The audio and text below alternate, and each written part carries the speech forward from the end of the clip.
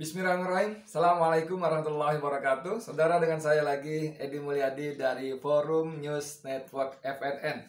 Saudara, hari ini Senin 12 Juli itu beredar berita banyak ditulis antara lain oleh Tempo.co. Judulnya TKA Cina positif COVID-19 saat tiba di Bula, zona hijau di Maluku. Ya, ini beritanya sebentar. Nah, ini dia. Kebayang ya, membayang ya. Oke deh, gini ya. Tempo judulnya gitu ya. TKA Cina positif COVID-19 saat tiba di Bula, zona hijau Maluku. Saya bacain. Salah seorang tenaga kerja asing atau TKA Cina positif COVID-19 masuk ke Bula, Kabupaten Seram bagian timur Maluku. Jadi Bula itu nama sebuah daerah ya di Kabupaten Seram, Maluku. Pria yang diketahui bernama Chow Chang Kin tersebut tiba di kota Bula pada Minggu 4 Juli 2021. Padahal status kota Bula dan Kabupaten Seram bagian timur saat ini merupakan zona hijau. Ini menarik sekali kalau Tempo menegaskan bahwa status kota Bula di Kabupaten Seram ini dan bahkan di Kabupaten Seram Timur itu seluruhnya dalam posisi zona hijau. Tidak seperti di Jawa dan Bali, tidak seperti di Jakarta, beberapa daerah bahkan tanda kutip orang sudah menyebut bukan cuma zona merah tapi zona hitam. Saking berbahayanya daerah itu ya. Nah, Bula ini zona hijau. Bahkan Kabupaten Seram pun zona hijau. Tapi si TKA Cina ini masuk ke situ dan kemudian terbukti dia positif COVID-19. Anda mau ngomong apa? Anda mau ngomong orang ini kena COVID di Bula, di kota Bula, Kabupaten Seram, atau mau ngomong apa? Kalau saya membaca logika berita ini berarti orang ini sudah kena COVID sebelum sampai masuk ke kota Bula, zona hijau ini di Kabupaten Seram. Saya baca lanjut ya. Dilansir dari laman terasmaluku.com, 2 hari setelah kedatangan, yaitu Selasa 6 Juli 2021, Chow memeriksakan kondisi kesehatannya di Rumah Sakit Umum Daerah RSUD Bula setelah mengalami demam, flu, dan batuk. Hasil tes swab antigen menunjukkan pria yang diketahui sebagai surveyor itu terbukti terinfeksi COVID-19 dan harus menjalani isolasi di RSUD Bula. Menanggapi kasus masuknya WNA positif COVID-19 ke Bula, Ketua DPRD Kabupaten Seram bagian timur, Noaf Rumawau, mendesak Satuan Gugus Tugas atau Satgas COVID-19 untuk lekas memperketat penjagaan di setiap pintu. Memperketat penjagaan di setiap pintu masuk dari berbagai daerah di Kabupaten Seram bagian timur. Jadi saudara sekalian, peristiwa ini membantah bela diri para pejabat kita, khususnya Menko Maritim dan Investasi Luhut Binsar Panjaitan dan para pejabat imigrasi kita yang selalu membela dan menjustifikasi, membenarkan kehadiran para TKA Cina kita justru termasuk pada saat PPKM darurat. Luhut dan kawan-kawannya dan para pejabat imigrasi itu termasuk pejabat di KSP dan sebagainya itu selalu mengatakan bahwa TKA yang masuk sudah memenuhi prosedur. Sudah mengikuti tes, sudah ada ikut vaksin dan semuanya berstatus negatif. Status negatif dan juga sudah ada bukti ikut vaksin. Saudara sekalian, ini saya katakan yang ngomong seperti inilah para pejabat di Jakarta. Pejabat yang menerima laporan dari daerah. Dan kita tahu dalam kultur masyarakat kita, terutama di kalangan birokrasi kita, kultur ABS, asal Bapak senang, bahkan kultur menjilat ya, menjilat, saya ulang lagi, menjilat, itu sangat-sangat kental. Saya pernah terlibat di birokrasi. Ada di dalam birokrasi walaupun tidak lama, cuma sekitar 11 bulan saja. Tapi dalam 11 bulan itu saya betul-betul memahami. Saya sering bilang kepada teman-teman, gue wartawan. Wartawan itu biasanya punya kuping dan mata dan telinga lebih banyak ketimbang masyarakat awam. Itu sebabnya wartawan banyak tahu cerita-cerita di bawah permukaan. Oke? Dan kita pada umumnya setuju. Tapi, begitu saya masuk ke dalam birokrasi, bahkan di lingkaran dekat dengan menteri, saya salah satu stafnya soalnya, saya bergaul dengan para eselon 1, dekat, bergaul dengan eselon 2-nya, bergaul dengan eselon 3-nya, dan para staf semua, bahkan saya alhamdulillah, Allah berikan kemudahan bergaul dengan siapa saja, termasuk dengan satpam dan cleaning service. Saya jadi tahu betul bagaimana yang namanya menjilat atasan, memberikan laporan ABS asal Bapak senang, itu sungguh-sungguh sangat budaya yang mengakar sangat kuat di kalangan birokrat kita. Mohon maaf, saya tanpa menyebutkan, tapi saya kira apa yang saya jelaskan itu benar-benar terjadi. Ada contoh ekstrim, mohon maaf, agak sedikit menyimpang. Contoh ekstrim begitu menjilatnya sang pejabat kepada atasannya. Satu ketika, waktu itu kalau nggak salah sholat asar. Di tiap lantai di kantor kementerian itu ada musola yang tidak terlalu besar, ya paling-paling bisa buat 5-10 jamaah lah. Karena memang musola tiap lantai. Dan di lantai saya itu, saya sholat asar. Jamaah saya 2 orang. 1 security, satpam, 1 lagi pejabat eselon 2. Oke, saya jadi imam. Anda tahu apa yang terjadi? Begitu saya takbir, begitu saya mulai baca iftitah dan mulai baca doa, baca Al-Fatihah, sang pejabat eselon 2 itu telepon di kantongnya berbunyi. Saya dengar handphone di kantongnya berbunyi. Anda tahu apa yang terjadi, saudara? Sedang sholat, sedang jadi jamaah makmum saya. Dia angkat teleponnya. Siapa? Ya Pak. Oke Pak, saya ke situ Pak. Dia batalin sholatnya. Dia datang ke sang pejabat yang eselon 1. Pejabat ini eselon 2. Anda bisa bayangkan nggak, ketika menghadap Tuhannya saja, dia bisa kalahkan Tuhannya untuk mengutamakan pejabat atasannya yang eselon 1 itu. Dan hobi menjilat itu, saya berkeliling ke banyak daerah dengan para pejabat eselon 1, eselon 2, eselon 3. Keliling. Saya datang ketemu menteri, Bang, saya mau begini-begini dengan Pak Anu eselon 0. Ya udah kamu berangkat. Ya udah kamu berangkat. Jadi selalu begitu. Dalam keliling itu, Masya Allah, luar biasa sekali, saudara. Dan kembali ke soal ini, soal data-data TKA Cina yang disampaikan Luhut, yang dinyatakan Luhut oleh para dan pejabat imigrasi, bahwa para TKA Cina ini sudah memenuhi semua peraturan dan prosedur. Semua peraturan dan prosedur sudah dipenuhi. Peraturan izin ini, izin itu, visa ini, segala macam, termasuk peraturan tentang keharusan memiliki sertifikat vaksin dan memiliki surat keterangan negatif.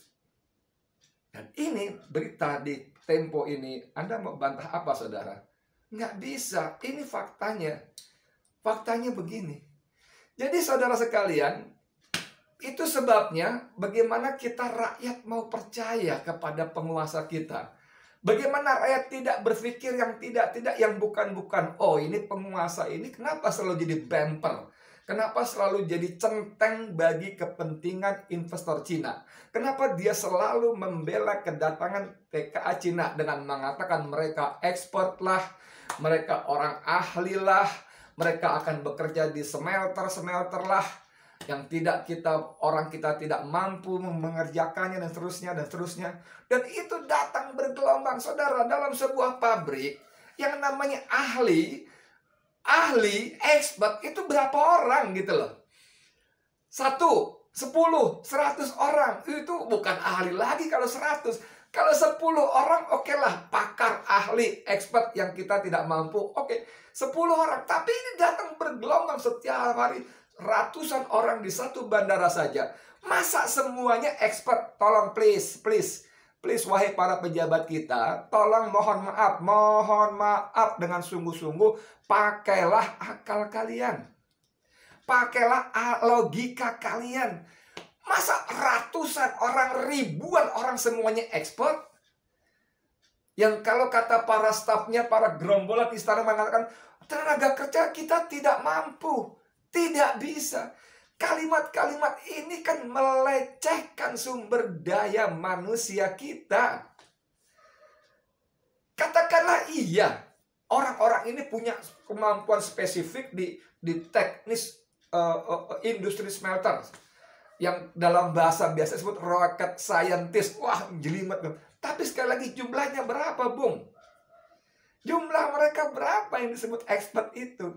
Kalau setiap hari ratusan, satu bandara saja bisa ratusan ribuan orang setiap hari, hari libur, dan selalu seperti katakan oleh anggota dewan dalam rapat kerja dengan Menteri Kehakiman waktu itu, ya belum lama ini, bahwa dia terlambat datang ke bandara atau apa, terlambat terbang, sehingga pesawat berikutnya jam 2 dini hari, dan dia lihat begitu banyaknya manusia penumpang datang, dan hanya sekitar 30 orang maksimal orang lokal, dan semuanya adalah orang-orang Cina dari RRC yang tidak bisa bahasa Indonesia, tidak bisa bahasa Inggris. Jam 2 dini hari. Dia tanya kepada orang yang di bandara, ini sejak kapan? Orang bandara mengatakan, ini hampir tiap malam, Pak. Hampir tiap malam. Setiap malam sudah begitu lama. Apa Luhut dan saya menyebutnya gerombolannya gitu ya, para penjilatnya itu mengatakan para penjilat mengatakan bahwa mereka expert. Ini menunjukkan, ini fakta. Saya sorry banget, dalam banyak hal saya angkat topi dengan Tempo. Tempo menurunkan berita dengan sangat, dalam banyak hal ya, mungkin tidak semua, menurunkan berita dengan apa yang disebut dalam apa namanya, dalam kode etik jurnalistik. Tadi barusan kita habis webinar ya tentang kemerdekaan pers di alam demokrasi. Dalam kode etik jurnalistik itu ada pasal poin nomor 3, bahwa wartawan berkewajiban untuk menguji informasi. Menguji informasi setiap yang terima. Dan beberapa media yang kredibel akan menguji informasi, bahkan akan memverifikasi kebenaran berita, bahkan narasumbernya diverifikasi. Saya sedikit bicara soal dunia wartawan. Mohon maaf ya, sedikit lah. Dalam dunia wartawan, berita itu ditulis berdasarkan narasumber antara lain. Dan narasumber itu boleh dikutip kalau punya otoritas. Dan otoritas itu dalam dunia kita, dunia wartawan itu bisa disebabkan karena keilmuannya. Karena keilmuannya ya, maka dia punya otoritas bicara tentang itu. Let's say misalnya sebut Refli Harun. Nah, Refli Harun teman saya itu adalah seorang pakar hukum tata negara. Maka Refli punya otoritas untuk dikutip oleh wartawan tentang hukum tata negara. Oke? Rizal Ramli misalnya. Rizal Ramli itu punya otoritas di bidang ekonomi karena dia paham betul pendidikannya, segala macam, paham betul. Dia punya otoritas. Jadi karena keilmuannya. Orang punya otoritas juga karena pengalamannya. Dia mengalami. Dia pelakunya. Nah, untuk media sekelas Tempo, sekali lagi dengan segala hormatnya, saya dalam banyak hal salut. Media ini termasuk ketat dalam memverifikasi sumber berita. Termasuk berita yang diperoleh di lapangan. Dia cek betul-betul. Dan ini cerita bagaimana TKA Cina positif COVID-19 saat tiba di Bula, zona hijau di Maluku. Ini saya yakin bukan berita hoax. Itu yang poin saya sampaikan.